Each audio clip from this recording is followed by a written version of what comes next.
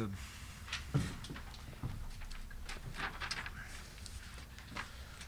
Obviously, ton of respect for Coach Riley. They obviously, went down the road here last year and played in a championship game, but he does an unbelievable job. He's a great dude. South Alabama's really, really lucky to have him. I know I love seeing his boys, over there in the huddles and whatnot. So, I don't talk to all the other coaches in the league. I'm just getting to know him, but I've known Richie for a while, and he's just a great guy. So, he does an unbelievable job. They've kind of really found their groove here. We felt like last time we played them, we were the first team that they kind of changed some things. Obviously, Richie had been away the week, with the loss of his mother, which was very sad. But I thought he tweaked some things that we really weren't ready for in the first game. But we made some adjustments, and these two guys next to me did an unbelievable job. Obviously, we guarded Tabe with Avante, and Avante really stuffed the stat sheet for us. He had 12 rebounds, also had 2 steals, 6 blocks. So he was awesome. Stuffed it on a few turnovers too that we got to get cleaned up. But he did a great job on Tabe and really neutralized him. If you look at the plus minus, he's been playing at a really high level. He's been Sun Belt Player of the Week. But we were able to hold him to 7 points, and he was a minus 12. So I thought that was huge for us. And then it's tournament basketball, so we knew that they had fight in them, and we knew they would.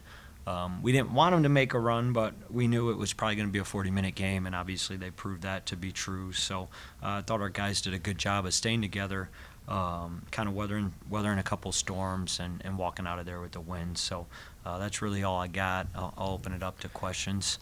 Hey, everybody. Yeah, so the guy to my left is our freshman, Avante Parker.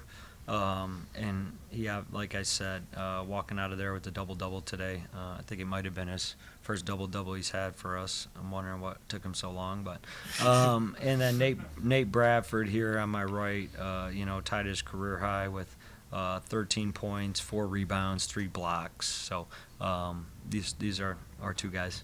Coach Paul Chestnut, Fox Sports Pensacola Radio. Just talk about down the stretch. You guys finished it off. They won't go away, South Alabama. No. You guys didn't flinch it. What were you telling your team to talk about how you finished it? Yeah, for sure. Like I said, man, Coach Richie does a great job. They threw a lot of different things at us down the stretch. Obviously, when we were having, they turned us over, which is we got to get better against that, tougher with the ball. But they kind of went to a zone at the end of the first half and then stayed with it. They even threw out a triangle and 2 for 1 possession. I think when we changed our lineup, they went back to playing man, sprinkling in some zone, and then obviously some full court pressure when they were down late. So the message to the guys was just stay together. Next play mentality. There's going to be things you're going to screw things up. There's going to be things that don't go your way, and you got to move on to the next play. And you can't allow one play to linger, and all of a sudden, a team like South goes on a run. So the message was really simple, man. Next play, stay together, and I thought our guys did a good job of it. Hey, Craig Stevenson, AL.com for Avante. Coach mentioned the job you did on top edge. Just what was the key to that? And you guys had a pretty hefty edge rebounding-wise. What was kind of working there for you guys? I feel like the game plan we had going into this was very good. That's pretty much it. Like, I just stuck to the game plan, boxed them out, and I just feel like that's what led to my success on defending them. I guess, Coach, the rebounding edge you guys had, too, obviously pretty key. Yeah, for sure.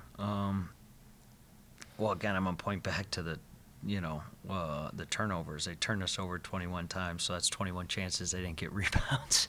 So I can't speak on the rebounding margin without saying that. But we did a good job, all right, holding them to, 11 offensive rebounds. Obviously, we got, 21 defensive rebounds. So some team one sprinkled in there as well. But and then I thought the second chance points was huge. You look at it, we outscored them 20-6 in second chance points. So, we coach our guys. We want the first great shot, but we also don't want to be solely relying on the first great shot, because we know even when we get great shots, some of those aren't going to go in. So we got to get extra possessions and win the margin game. I thought our guys did a great job of that tonight. Coach, you got off to a fast start. How important was that? Big lead there.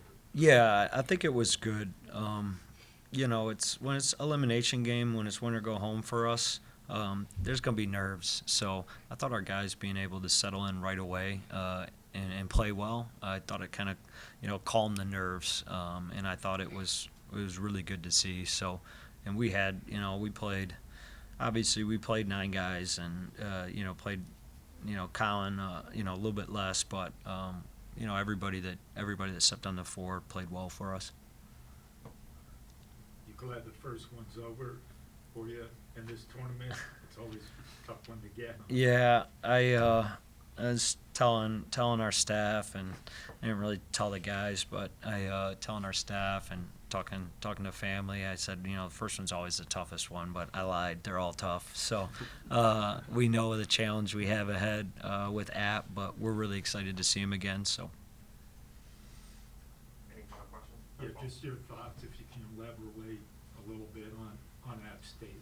Yeah, I mean, they're top of our league, man. They won the league. Seoul, you know, beat us twice. You know, thought we played them tough both times, but obviously they were able to walk out of there with wins. So some things we can do better, that we need to do better. They're a physical team, and, you know, the rebounding, while we were good tonight, I mean, that's going to be a big part of the message is, you know, we got to make them miss first, but then their second chance offense is really just as dangerous as their first. So Coach Kern's done an unbelievable job. Obviously, he's Coach of the Year. He's got a really, really good team, really veteran team.